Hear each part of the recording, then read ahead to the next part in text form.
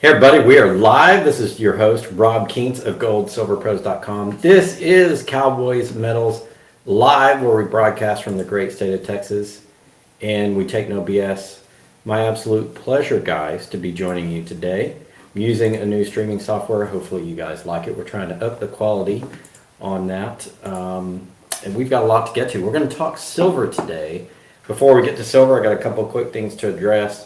First of all, as you notice, I have a little band-aid on my neck. I just had some stitches put there, not a big deal. Taking care of an issue I had, but I'm all good, no worries. Just getting that out of the way. I also, however, wanted to get to our sponsor for this live stream. It is 𝙂𝙊𝙇𝙑𝙀𝙍 Corp. They have a big announcement over the past week. They added Senior Mining Executive Terrence F. Coughlin to its board of advisors, and why that's important, I'm going to get to that. Terrence F. Coughlin joined the company's board of advisors. He has a track record of success, and I'm going to get into what that is. He is involved in mineral resource industry since 1984. 40-year track record of success. The big thing that I want to highlight here, he was the founding chief executive officer of 𝙂𝙊𝙇𝙍 Resources, which is a company we have profiled many times, which is a silver producer down in Mexico that has a great project. And it started in 2008 with initial assets in Newfoundland, and he raised tens of millions of dollars for 𝙂𝙊𝙇. He also has a history of doing this at other mines as well. He's been involved in several mines. And so Terrence Coughlin joins the board in order to support St. James's Gold mission of building a mine. They want to build the mine. I think they've got potentially a good mine down there. They also have appointed Sean Tufford as Director of Business Development. He is of Nova Scotia, has many years' experience in investor relations and capital markets. He previously assisted several junior and development stage mineral resource companies in Canada, USA, and Mexico, including Canadian Metals, 𝙂𝙂𝙇 Resources, Brigus Gold, so on and so forth. So St. James has added 2 key personnel to its management team, which is going to help it be a much more successful company as they go toward actually building their mine. And I'm really excited for them to go build that mine, because I think St. James Gold has good gold in the ground. They've got a good management team. They just added to that. And we have done a profile of St. James, and we've had their CEO on the program before, and we'll continue to cover them as we move forward. All right, everybody, this is Cowboy Metals Live. It is Tuesday, February 1st, the first day of February. We're moving right along this year. I see lots of people in the chat. We have AJ Saferstein is here. Sarge is back in black, as I say. Fastall is here. Scott Elrod is here. Jay Delaney is in the house. ASDFFDSA is here. We got Fentana Ranja is here. James Wood is in the chat.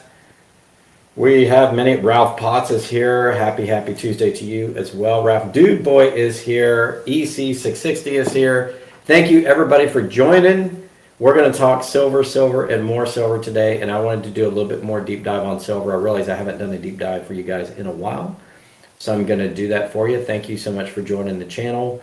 Remember, super chats are open if you want to ask a question to really get my attention. That's the way to do it. I guarantee I'll ask it. Otherwise, I'll try to go through the chat throughout the program and answer any questions that I see. No guarantees on those. Reminder, as always, on our live streams, we answer your questions, and we also have a poll for you.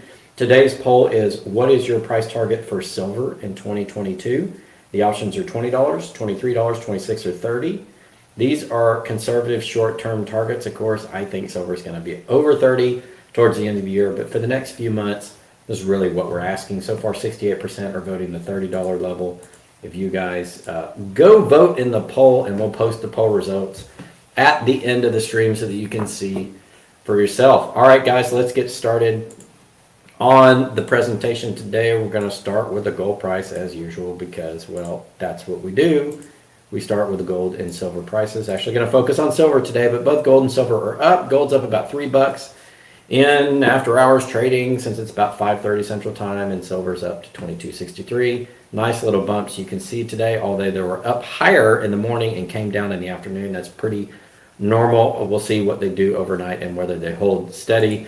I'm going to zoom in on the stock chart of silver, which you have seen me cover multiple times, and I know that you want me to dive down into silver, so that's exactly what we're going to do.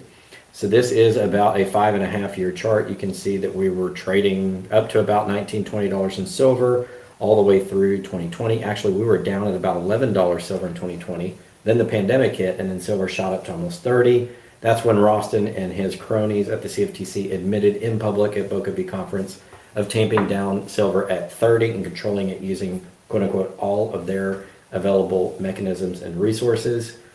So that's not conspiracy theory. That was on the 𝙂𝙊𝙇𝙑 conference and also reposted on YouTube. We covered it on the channel. It has been range trading between $30 and about $22 ever since, although for the last several months of 2021 and all through 2022, it's been trading more between 22 and 26, which are key support and resistance levels, as you can see here on the chart. It is not broken out either way. It is trading now below its 50-day and 200-day moving average. Last time we talked about silver, it had broken through the 50, and you can see it touched right here on the 200-day moving average, and then it came right back down. I'm going to show you exactly how that happened in January, how it came down. They didn't, meaning the derivative market and the people that control it, mostly the bullion banks, or the swap dealers as they're called. They saw silver hitting its 200-day moving average. That's a major bullish signal if it punches through. It hit once up here in November of last year. It hit this again in January of last year, and they punched it down. I'm going to show you exactly how that happens. 100%. No mystery there, ladies and gentlemen. I'm going to show you how that happens. I'm going to go back to the chat and see. We do not have any super chats, but if you guys have them, put them down. I'll come back in a minute to the chat and answer your questions, but let's get through silver first. So I've documented for you, they're keeping it below the 200-day moving average. They'll let it pop through 50. It's popped through 50 3 or 4 times here in the last 5 to 6 months, but they will not let you get above that 200-day moving average. You can see by this red squiggly line, that is the moving average 200 as I've graphed out. Let's look on a shorter term chart and just look at the next, or the last 6 months. Here's where it popped the 200-day moving average. Here's where it popped the 200-day moving average, you know, and fell back down through. And of course, in like January, you had this big fall, and that's what I'm going to show you next. We're going to go to the futures, January 27th and 28th. High volume also on January 18th. These were the takedowns. We're going to go to the settlement information, and we're going to look at, actually, let's go back real quick to O&I. What's the last takedowns? Probably the 27th or 28th in silver based upon volume. We look at volume here and we say that's where they take it down when they get these volume spikes. So let's see if around 27th and 28th they did that. We know because we can go to settlements here, and settlements will tell us what they actually did. So on the 26th, silver had closed 56,000 contracts at 23,807. Okay, 56,000 contracts, 23,807. March is the dominant contract. You can tell by the open interest and the volume of settled contracts. 56,205, that's higher than any other month. That's how you know March is the one that's trading, and that's how you know this is the one that's setting the price at 23,807. Well, you go to the very next day on the 27th, and what happens?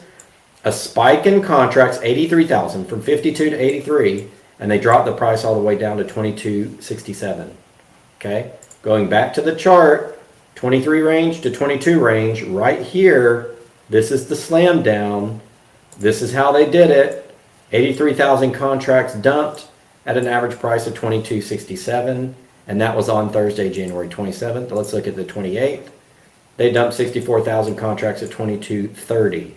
Okay, let's go back to the volume. Let's restate this. These are two higher than normal volume days, and when they have a higher than normal volume day, it's almost always a slam down. I've shown this on the program repeatedly for the last year and a half, over and over. The high volume days are slam downs. Let's look before that. On the 26th, it was trading at a healthy 23,807 on the dominant March contract. You see that, guys? 56,000 contracts. The next day, you saw that big volume come in. What was that volume? 83,000 contracts, average settlement price down to 2267, about 2268 actually, if you round up that hundredths to the nearest penny. And then on the 28th, they did it again, this time using 64,000 contracts on the March contract to drop it down to 2230. And then after that, you can see it coming back up. They allow it to come back up to 2239 from 2230. And then on Tuesday's data, today's data, they allow it to come back to 2259. But you see the result of the slam down. They hit it for 2 days, 27th and 28th, drop it below 23 bucks, and as of Tuesday, it's still below 23 bucks. Ladies and gentlemen, that's how it happens. So as it approached here, they slammed it down, and for good measure, they kept it back down to go back under 23. Now, at the same time, who was doing that? Remember the last 2 weeks, I've reported on the Commitment of Traders report from the CFTC. The CFTC is the regulator who reports the commitment of traders. What's the commitment of traders? It's who is trading silver long and who's trading short. If you're trading short, you're part of the slam down. If you're trading long, you're not. The last 2 COT reports have had the bullion banks, the primary instigators of silver shorting over the last year, at least 12 years since I've been following, are the swap dealers of the bullion banks. Those are the big banks like JP Morgan, HSBC, all those guys. They had gone net long, meaning they had more longs and shorts. That's why the silver price rose. More longs and shorts, silver price rises by the bullion banks. Then they start to slam it down over the last week. How do we know? Here's the Commitment of Traders report. Go to the top, cftc.gov. We'll get the bookmarks. We'll get that over in a little bit. Here is the CFTC report from January 25th, 2022. We're going to come down to silver. So this is silver through January 25th, which is the latest data right off the CFTC website. And you look at silver, we're looking at reportable positions, okay? We're looking at swap dealers, which is JP Morgan, HSBC, all those guys. And they're now net short silver. Look at these numbers. 45,452 contracts short, only 41,837 long. This is a flip. Last week and the week before, they had gone net long. What happened to the price when they went net long? The price went up. Now they're starting to short it again. More shorts. Now they're net short. That brought the price down. When did that happen? You go to the silver chart, and that happened right here these 2 days. Okay, are you putting the pieces together? On CME's website, the market, the people that provide the market, they're showing increased volume. We showed you on settlements on the 26th and 27th how they brought the price down by slamming it with contracts at a lower price 2 consecutive days. 64,000 that day, 22,301. And then what happens, the result of that is we see the slam down in the contracts. They're now more short contracts than they were long. And we know because we looked at the last 2 weeks how this long number for swap dealers was higher than the short number. They were net long. That's why the price had what? Risen. When they come back in and go net short, meaning more short contracts than long, you get the slam down in price. And you track that off the CME's group right here at the volume totals, the settlements. The settlements tell you what the contracts are settling at. That tells you the price and volume. And we know it's the bullion banks because they're the only ones who had flipped net short. Okay, the managed money is 2 to 1 long, 51,000, 24,000. The other reportables, which is the family offices and rich individuals, is net long 5,000 contracts. The producer merchants have always been short, but there's a legitimate reason why. Why are the producer merchants always short? Because they're hedging their downside price risk. Because the price of silver falls, the producers lose money. So they always hedge short. Always hedge short. It's the swap dealers who are the swing trade. The swap dealers are the marginal interest in silver, meaning when they change their positions, that moves the derivative spot price. I've shown this over and over. That's why. Why did they do it? I've got an explanation. Why did they do it starting on January 25th and leading through the end of the month? Because the options calendar. Why? Options on silver expired when? The 26th of January. Aha, now you see the game. This is why this had such high volume on the 26th and the 27th. This day is options expiry. What does options expiry mean? Well, you can play the silver market in a derivative format in 2 forms, a futures or an option. A future is where you're taking a position on a future price and you actually buy or sell a contract. You go long or short. And with that could actually be physical metal or it could just be a derivative trade. The other way, at a much cheaper price, is to buy an option. And an option, you buy it at a fraction of the actual cost of the silver, and you can buy or sell any day that you want, and that option is in the money if your position, if you're short and the price is below your option, you're in the money. Or if you're long and the price is above your option strike price, you're in the money. Well, what do they do to cover their shorts? On options expiry, they sell. Okay? Options expiry, January 26th, that allows short covering. Not only the futures, but the options. So they made money two ways, on the futures positions and on the options positions. And whenever you see an option expiry coming up, you'll see the market flip. How did the market flip? The bullion banks went what? Net short. Who's making money in the market? The bullion banks. Okay, you get the game, how it goes? Hopefully you guys do. I'm going to come back to the chat and see if you guys are getting it or if you have questions. I see no super chats. Any questions so far on how that derivative market works and how it's used to control price and how they'll flip the script around options expiry every month? This is so you understand the mechanics of the market and how it works. Do you guys understand how that works? Are we guys clear on that? Any questions? Neil Hahn says it's a game. I get it. Price target $6 now, says Teresa V. I agree with you in the long run. Any questions around options, futures, silver pricing, all that kind of stuff? I hadn't covered this in detail in a long time. I want to make sure that we can talk about this, explain this, you guys understand it. Fantana Ranja says CPM put out an interesting video on hedging today. Fantana Ranja, let us know how to get that video and what it's about. I'd love to get your information on that. I may go watch it and do a video. Let's see, the poll. What is your price target for silver in 2022? So far, 17% at 20 bucks, 4% at 23, which is about what it's at now, give or take a few cents. 18% said $26, and 62% are saying $30. All right, any questions on options expiry? Where are they trading these options? Deeps, they're trading them on the very same exchange. If you have an account with the CME, you can trade options, you can trade futures. Same place. And it's easy. You have a house account and a customer account. You make a futures position and an option position. You use the futures to push the price where you want. And once you push it in to the money, either to the long or the short side, on options expiry date, you make your money. So what did they do? They slammed it down on options expiry. Why? To make money on the short options. They use the futures to push the price down because the futures determines price. And they push it down through their in the money point on their options. And then they make money on their options. That's why there's big price moves around options expiry, because they use futures, which determines price, to push it either forward or back to make money on the options.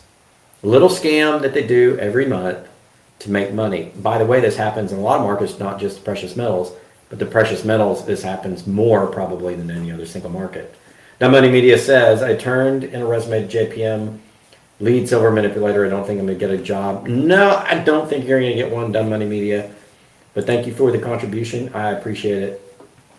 Yeah, unless you're one of the boys. Rob, did you take Criminality 101? I didn't take any criminal classes, but I'm a former auditor. I don't know if that counts. I've caught a lot of people lying. How about that? That's what. All right, we're going to go back because I got another thing to share with you on the market that I thought you guys would find interesting. My good friend and channel moderator, Michael Sayer, goes by at @MikeSay98 on Twitter, does these wonderful charts, and now I don't even have to do them anymore. He does them for us where he talks about Comex Gold. This is the latest one he posted on his Twitter. And I want to pay attention to silver. Here's the chart you guys need to pay attention to. While they're playing games on the derivative market and screwing with the actual spot price and screwing us at hold retail, because this is how you buy and sell, what they're doing is they're draining the Comex of registered. Registered is the only thing that counts, okay? Registered matters. So what happens is, because register is the one that goes for that futures contract, this eligible number here for gold and silver, this top line, is just private storage. It has nothing to do with the exchange. This confuses a lot of people.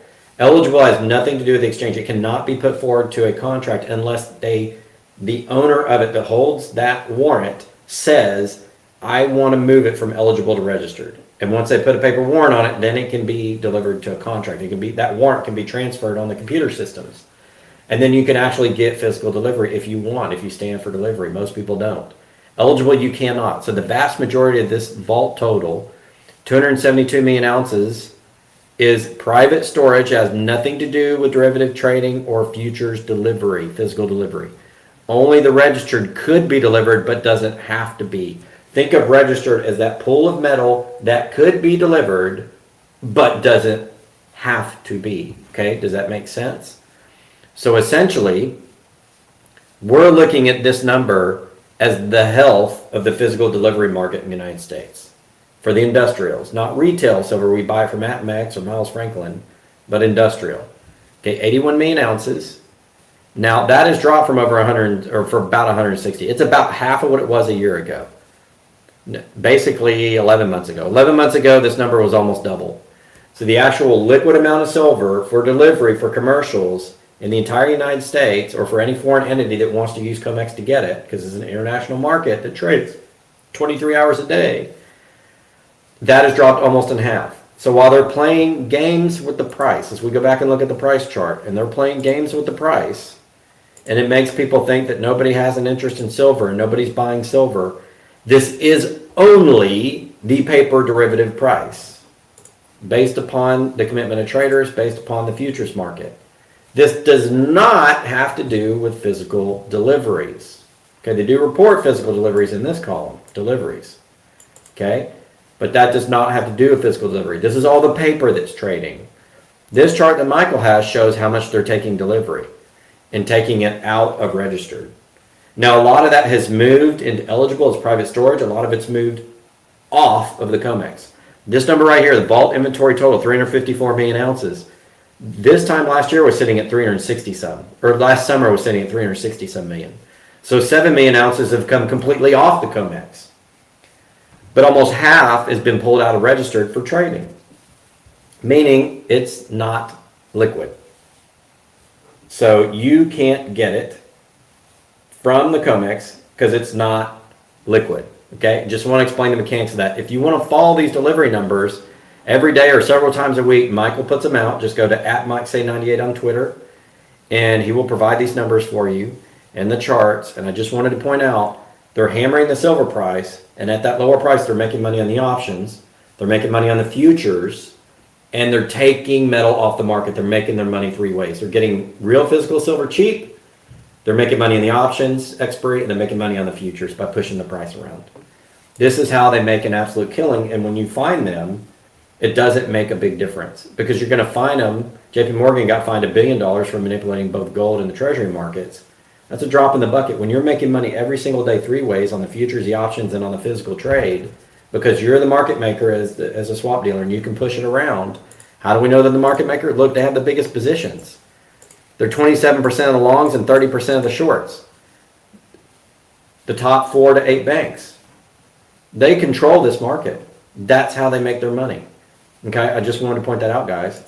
That's how they make their money, and that's how they do it. And that's why I said on the last video, I thought a pop in silver was coming because the bullion banks went that long. It did. It popped.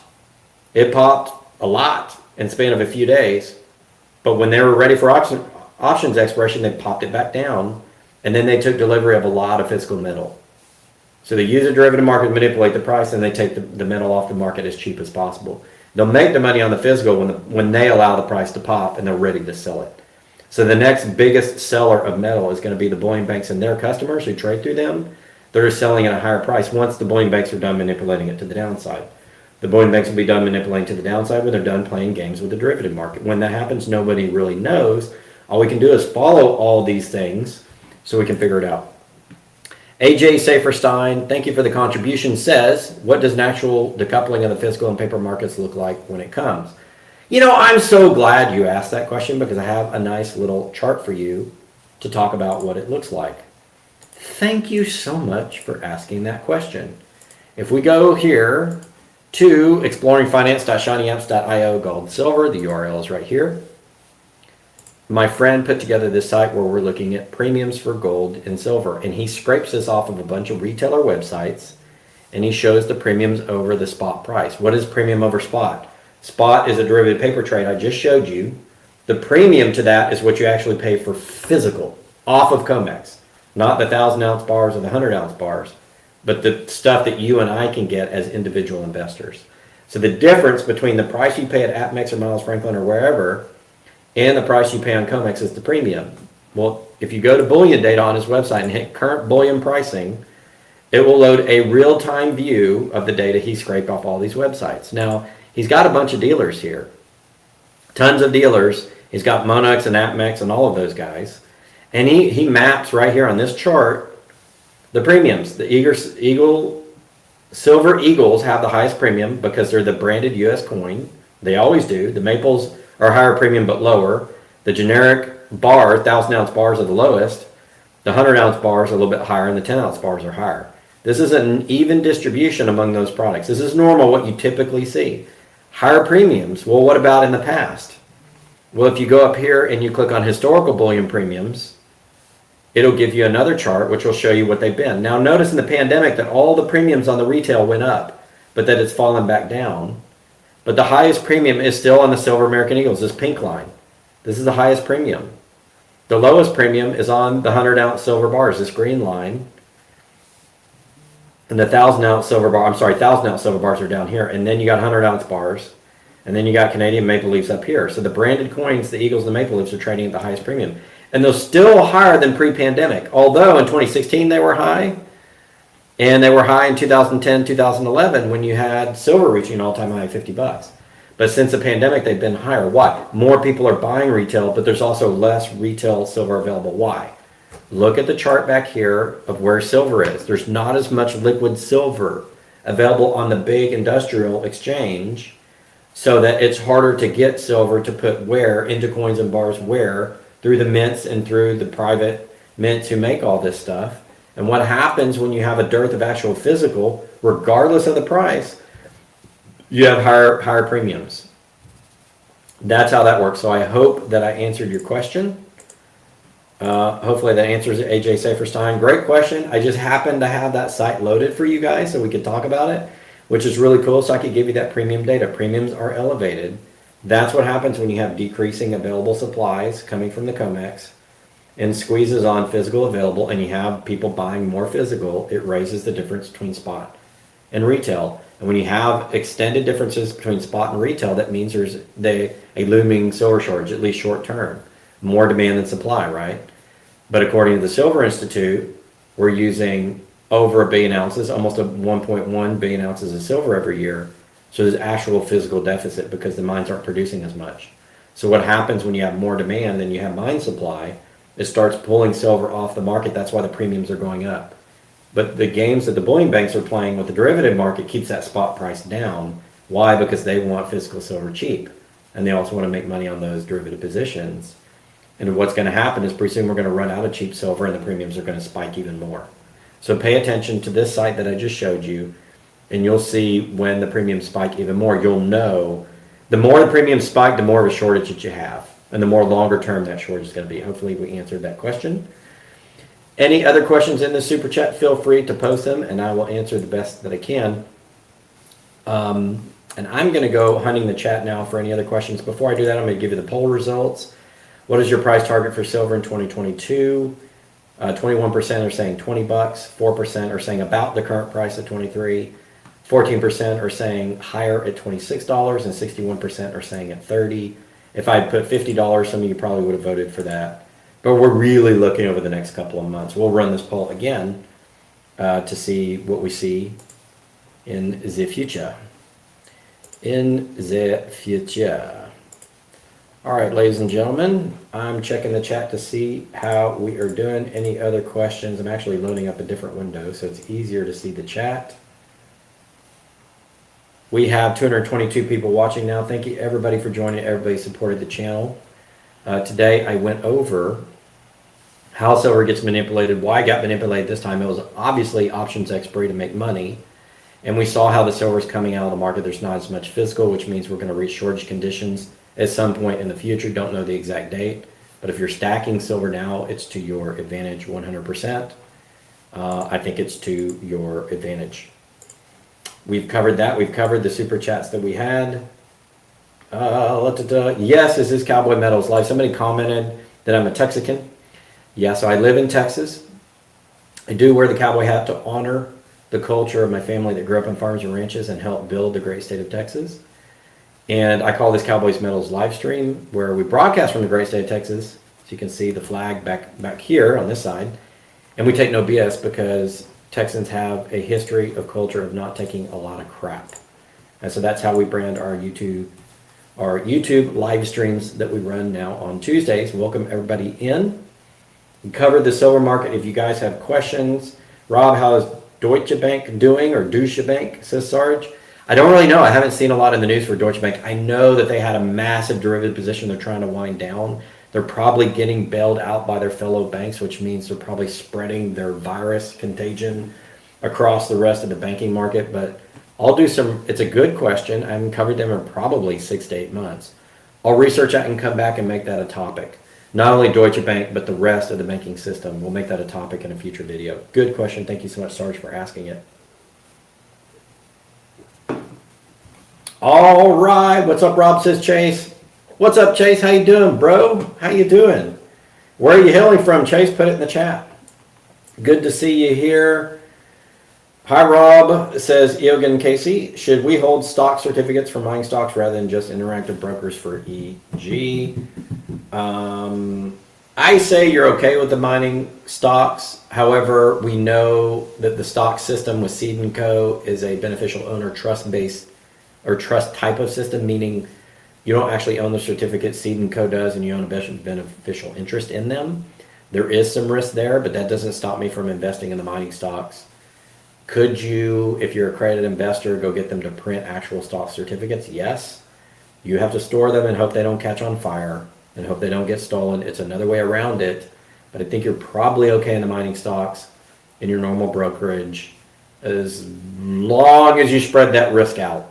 I'll just leave it at that. And I think good companies you'll be okay with. That's my opinion. Do your own research there, please. I'm not a financial advisor. Please contact your own financial advisor. Take this only as education and research and not as financial advice. I'm not registered. But that's my personal opinion, the way I view and the way I handle my mining stocks. Good question. Jack Coin in the house loading up. When are we going to see round 2 with you and the... Oh, well, that depends on Mr. Jeffrey Christian. He hasn't attacked me lately that I know of. So if he attacks me again, I'll respond. I usually don't address people unless they attack me. If they want to attack me, I'll address it. We try to do it professionally. But, you know, I haven't seen anything, so I'm just going to leave that alone. I'm not trying to facilitate anything with him. You're welcome again for answering your question. Iggy Snob says, can you see a divorce coming between derivative and physical? Looks like 25 spot and 200 premium. Yeah, I do. I think when the real physical shortage hits, which I don't think is that far away, I think the premium will spike, and I think that will work to the advantage of people that are holding physical silver. I do think they're still going to try to manipulate markets, but the retail market and the industrial buying the 1,000-ounce bars is going to ignore it. Because once you have a severe lack of silver, whatever spot price comes out is going to be ignored by the market, and the Comex markets will cease to have, at least in the short term, any validity, and then they'll have to let the price rise. They won't have a choice at that point. When exactly that happens, I don't know, but as you're seeing those stocks come down, and you're seeing the usage come up to over 1 billion and 1 ounces this year and probably continue to increase every year thereafter, we're headed that way. That silver comes from somewhere. It's coming off the Comex. And I would even go as far as to say a lot of which is on the eligible category in Comex, the one that doesn't trade the futures but is private storage, has probably been rehypothecated many times over to many entities. So that not all 250 million of that, 255 million of that, or whatever the number is even really liquid and available. It's probably already been pledged somewhere else. Remember, super chats are open if you want to grab my attention. Marshall Topola says, can you provide a URL to the premiums on gold and silver site?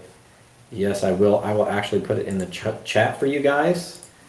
It is exploringfinance.shinyapps.io/gold silver. Let me pop it down into the chat for you. It is right there for you. Good question, Marshall. A good friend of mine runs that site. He's in fintech. There's a lot more than just the premium data on that site, by the way. There's a ton of other data on that site. You guys should go check it out. It is very informative, and I think you will find it to be very interesting. If you guys have further questions, let me know in the chat. Huge shout out to the Texans, Southern Oklahoma here. Huge shout out to you, Chris Brune. I think what's going to happen is Texans and Oklahoma are going to stop making fun of each other and ribbing each other and become very best friends when the next crisis hits, because we're going to have to. We got to stand side by side with our brothers in the South. You're welcome, Marshall. Let's see. Neil says $855. I don't necessarily disagree with that either. I could see it going to 1,000. Chuck Diesel says, I'm in Texas too. Rock on, brother. Texas culture in the house. Let me see. All right, guys, I'm going to do a quick plug for the website. If you guys don't mind, this will be really, really quick. But we do have some cool stuff on the website, so let's talk about it for un momento, as they say down in Mexico. goldsilverpros.com.